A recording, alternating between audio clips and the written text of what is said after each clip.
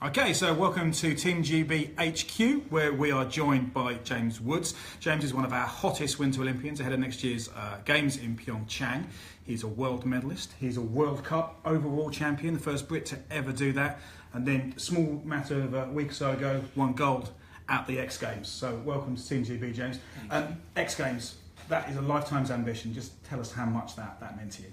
I mean, X Games is literally like, from the action sports side of things, it's just like what everybody's dreaming about. It's the pinnacle of that whole entire world, and something I've been gunning for years. You know, just to be in the event is, you know, to have my name on the start list, to have the opportunity to show everybody what I can do in that realm, was kind of everything I ever dreamed of. So just to be on that start list, and that's something that I've managed to establish, going there each year, but to win was pretty surreal. Because you won a bronze at the X Games before, haven't you? Yeah, two. Right.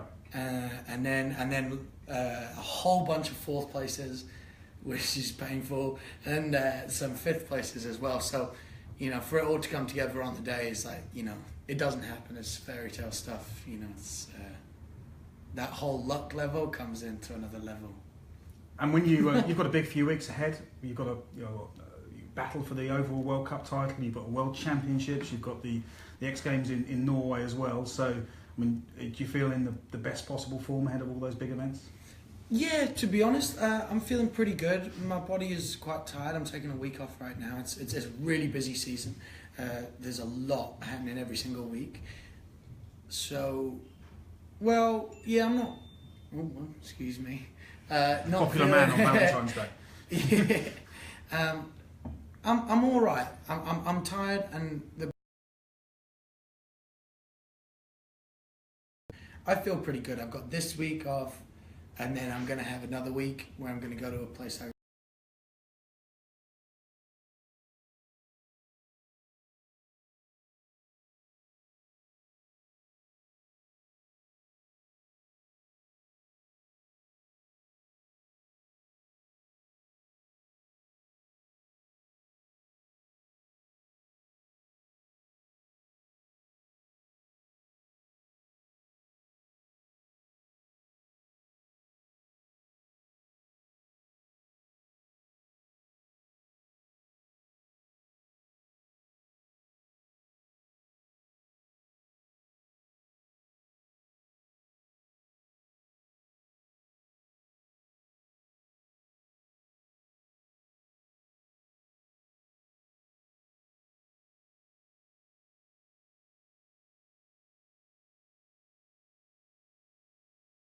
really good for those games. You had a hip injury, didn't you?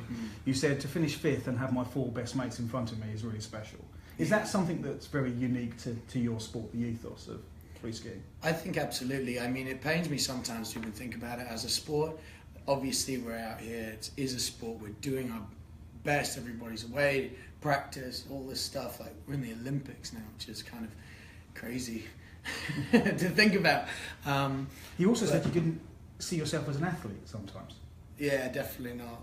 You see yourself as a skier first, and yeah, I mean, you know, you look at these guys. I mean, I'd say dedication-wise, like, I've got everything that it takes. I mean, it's just really strange to think about as a skier, because this has been my passion for years. Like, I'm not doing this because it's a sport, and I'm not doing this for any other reason than I absolutely love it. You know, no money, no anything, no recognition, I would still do this. So if there's someone watching on Facebook today who's in London or Manchester or Birmingham, and you're obviously from Sheffield, how do they get into your sport? They're sat there today watching on the internet. Well, to be honest, there's a surprising amount of artificial centres in the UK, dry slopes, indoor domes. I learned to ski on dry slopes, which is just like a carpet outside. I mean, skiing meant nothing to me. I didn't even know what skiing was until I was doing it. I went to the skate park all the time, and it just so happened the skate park was right next to this dry slope in Sheffield. I happened upon it, and boom, it was just something that I loved to do. And I was at that age, around 10, 11 years old, when everything was really fun. I wanted to try everything, do everything, and I didn't know what it was. You kind of feel pretty superhuman on your skis, and it came really easily to me with the whole spatial awareness thing. I'm lucky in that sense, I guess.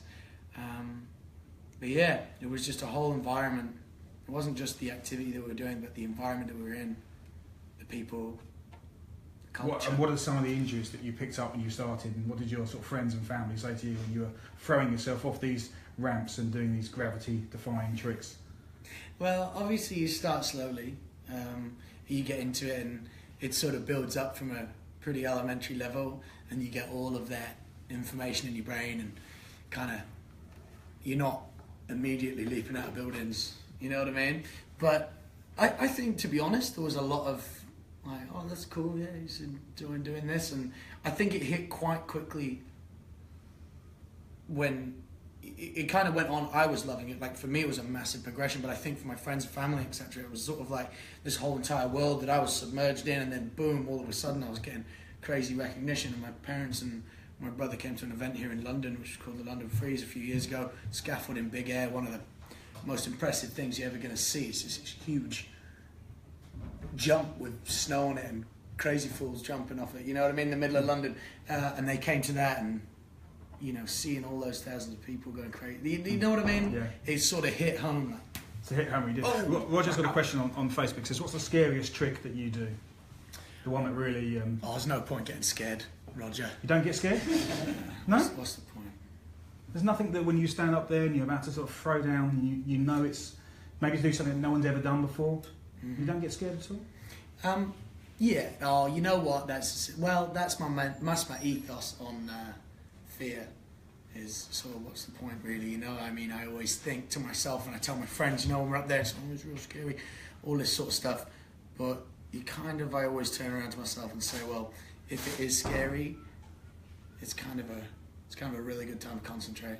Another question's coming about, do you get sick of the travelling? I mean, you've got a plane this morning, you've got the silver medal in Quebec at the World Cup over the weekend, you've got a taxi, you've come straight here, you've got a whole few days of doing similar sort of stuff to this and competing. Do you get sick of planes and airports and hotels? And I'd say it definitely takes its toll.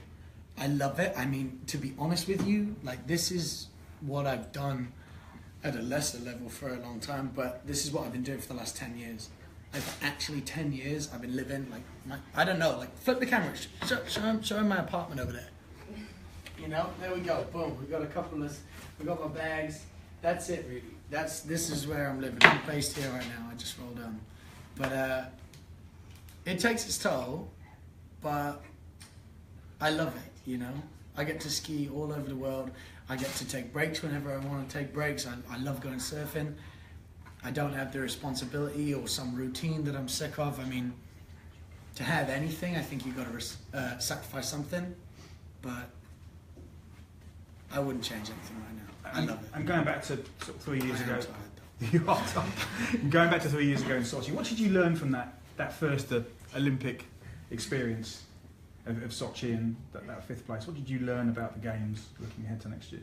To be honest, I learned a great deal about the Olympics. I mean, I fell into all this stuff. I mean, I love it. I love skiing, and I love, you know, sport as a whole. I think it's fantastic. My dad always says it's his religion, you know, is the whole sportsmanship side of things. But I learned so much because I knew nothing about it. You know, I remember watching the Olympics kind of when I was growing up as a kid and thinking, oh, this is cool, you know, watching sprints and all that and thinking that's pretty rad. But I never set my mind, I never thought, even considered that I would be going to the Olympics. If I told you you had to pick your skis and snowboard away and never pick them up again, but you could choose one other Olympic sport to have a go at, maybe a winter Olympic sport, what would you choose? Olympic thing.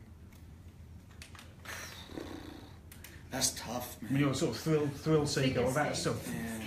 Yeah. Skeleton. There's a lot of pretty girls in figure skating, well, man. That's a good one. Yeah. Throw yourself in a few triple axels in there with us. Can you skate? What? Triple axels, the big jump. Can you skate? I don't know. Triple axel is the really complicated figure skating jump. To be honest, I skated like four, maybe 5 times in my life. I've played 2 ice hockey games, which was good. Really? Last season, yeah. That like pretty nuts. Yeah, they sold. Were you in Canada or were you? I was in France. Okay. And they ran an event, and it was called the Free Ski Playoffs. Really fun, great guys. And their idea was that they were going to run it as ice hockey style tournament on the snow, and then it was actually, this place is like quite famous for having a good ice hockey team, and they sold 200 tickets to watch like a whole bunch of chumps that never ice skated before play a game, and they brought in like some Olympic dudes. I have no idea what really happened. Like I said, never ice skated before. They got it all kitted up. People were up there screaming. It was crazy. It was so cool. I mean, you're one of a number of British talents coming through free skiing. It must be really good to be a Brit at the moment. Look around and just see, not just in the free ski team, but the snowball team, how much potential we've got. Who else should we be looking out for in the sort of the year ahead? Man, everybody. I mean, I'm in danger of saying any names, but I don't really want to miss anyone, you know, because everybody is so on it. And like you say, in the last couple of years, everyone has been coming up. Like, everyone's always been there. But then the last couple of years, or this season, you know, you just look, boom, like actually getting results, consistently landing their runs. I've always been sick, you know. And then now, like, we were actually talking about it just last night. Like, we got a pretty serious contingent. We don't have a team that's deep. Like, you go to America, Norway, Switzerland, whatever. They've got like pyramid like this, boom. But we've got a pretty strong, like, I don't know. It's not a pyramid, but it's like this of really good people, like Katie and Billy. And There's another question coming in about how often you enjoy getting away from competition and just getting out there and enjoying the powder and just doing what you love.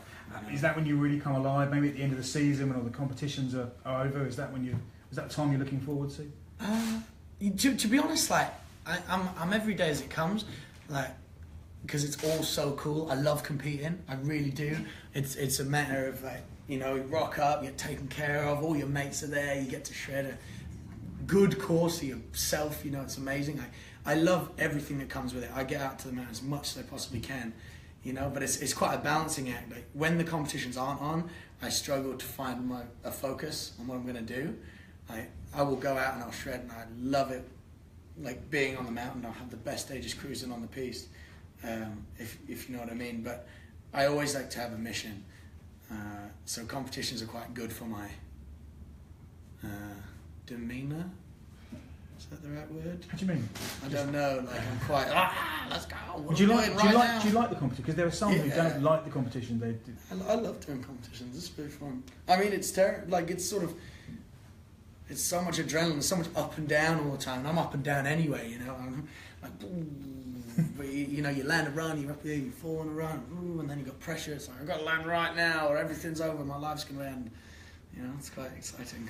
And have you got, in terms of the tricks you do, there isn't a single one when you're at the top of the run where you think this one's right on the edge, or do you hold back in competitions, or is the approach to go for it every single time? Something like the Olympics, there's no point holding back. You've got to go for it. It's the difference between, you know, finishing 10th. Yeah. Means. Oh yeah. I mean, an event like the Olympics, obviously, it's the Olympics. You know, there's sort of like being. You're never going to be conservative to try to get bronze. No way. I mean, there's no tomorrow really after an event like the Olympics. You sort of go all out. I mean, day to day, like week to week, competition wise, you definitely are playing the long game sometimes. Like what I was saying about the World Cups. You know, sometimes you're looking at the future. Like, am I going for this whole overall thing? Am I trying to get points? Am I trying to save myself for next week? You know, so there's always a bunch of tactics that are going on, but as far as particular tricks go, you kind of suss with what you're going to do. And I mean, I know what I can give. Like, I know that I've got sort of this level, and you're always working within your limits, if you know what I mean. And coming up to next year, I guess there's going to be more attention on you, more people are going to be thinking about what you do, and obviously may have good luck with the World Cup coming up. What are some words that we know? If no one knows, someone sitting at home doesn't know much about free skiing, and you want to give them a couple of words that they can drop into conversation that makes them sound like an expert, and you can't have stoked. You know, you can say, give me a, it's a good one, but you can't have it. Give me a word that I could use to sound, you know, to describe. Say you've just put down a great trick. How could you describe that? You can make anything up, man. You just say it with the right sort of buzzing, whatever. Switch means back. Switch is backwards. It's not reverse. Okay. It's switch. That's a thing. A lot of people made that mistake, which is fine, which is completely fine. But it just sounds really silly when someone says reverse. Okay, so reverse is a no. Yeah. And what about other sort of words if something's really good? I mean, how would you describe something being just the best possible run that you could do? Shagalicious. It's very relevant for Valentine's Day. A couple of more questions. One coming through from Roger here. What's more satisfying, styling out a trick or landing something really technical? Oh, that's actually an easy question. I'm about that. Well, I mean, when you're doing a really technical trick, or when you've been working for something for a long time, like there is that moment when you sort of get to the point where, or you've been prepping a trick for ages, you've been getting ready to do it. I mean, you've done everything you can, you're thinking about it sort of all the time. You know you're ready to go, and you'll be in a great environment. Like most of the time, you're in a great environment. You're pushing yourself. You're with your mates. Everybody's skiing good, but like that feeling when you sort of the accumulation of all that practice, and when you land that first trick, that big trick for the first time, that feels great, and it's a huge weight off your shoulders. I actually like to get one done, and then just chill, let my brain think about it for a while. But then again, on the other hand, doing like your favorite trick, like something just floating off a massive jump when someone's chill, or skiing a line that you just love. You know what I mean? Like right snow, whatever. It all feels pretty good. I'm telling you, I back this. It's all great. And Abby's asked what your favourite pre-event meal is. I mean, I guess you don't have to carb up before. What if you could? What would you eat? What would you eat before a really big event? See, I don't really think about that, Abby. I don't know. Whatever's available. I like sushi a lot. That's good. He's just had a bacon sandwich, so yeah, it's coming actually. I haven't had that. I'm quite excited. That's hard. Backflip or front flip? Backflip, front flip. Don't know. Distracted. What was the question before? What do you eat before? What do you eat before a big competition? I really don't know. Okay. I've got no idea. There's no superstition. No. Okay. No. What do I even like? I don't even know what I like. Okay. I like sushi. That'd be great. I'll take that. And one last question before we sort of log off. You've already got your gold medal from the X Games. How great would it be to have one that matched it from next year in Pyeongchang? That'd be pretty cool, eh? That'd be pretty cool. Fantastic. Thanks very much for joining us. James Woods.